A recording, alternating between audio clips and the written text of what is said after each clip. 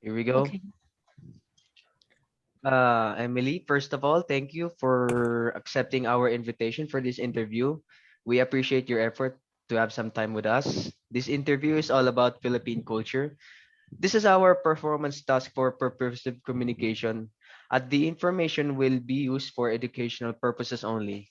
I am Anthony James Eliamson and I'm with Mr. John Henry Marcosigan. And good evening to you, and I hope you enjoy taking with us. Okay. Yeah, thank you for having me. It's nice to see you both. I'm glad to help you. And I promise that I'll be honest with these questions. Shall we start now? Um, Hi, Miss Emily. Can you kindly introduce yourself first to us? Uh, my name's Emily Shamadine. I'm American. I was born in America. I've been in the Philippines since I took my vacation in 2019, and I just got back here in February 2021.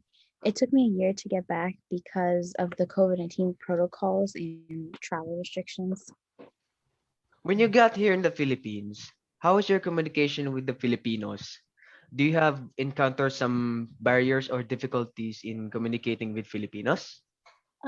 Since I landed in the Philippines, I haven't encountered any barriers when it comes to communicating with Filipinos because, as far as I know, most of the Filipinos here can speak English.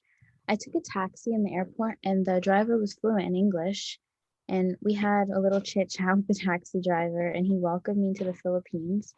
I can say that there's totally no barriers when communicating with Filipinos. It's a pretty good advantage that English is their second language. Oh, I'm glad that you had a good time taking with co-Filipinos. Yeah. Okay, Miss Emily, during your stay here in the Philippines, is it hard to adapt our Filipinos culture? Yeah, it was hard because it's different from my culture. What specific culture of Philippines did you learn? Well, I first learned how to say like po and opo because it's important to it's important when you're talking to someone that's older than you to show respect. And one of my Filipino friends told me that I should practice that. Oh, um, I'm so glad that you use po and opo because it's the most important thing for us to show respect to our language. Miss Emily, what Mhm. Tagalog words do you know?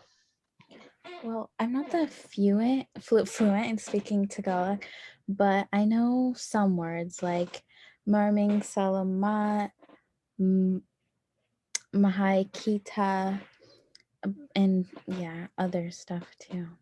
Oh, Uh, it seems like you learned a lot of beautiful Filipino language. Uh, okay, what do you think is the difference between your culture and the culture here in the Philippines?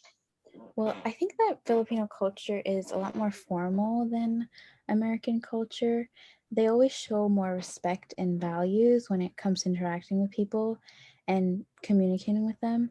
In their culture, you'll see like Filipinos being more polite with their actions, and Mm-hmm. it's very heartwarming to build a connection with Filipinos and have friendships with them. Oh,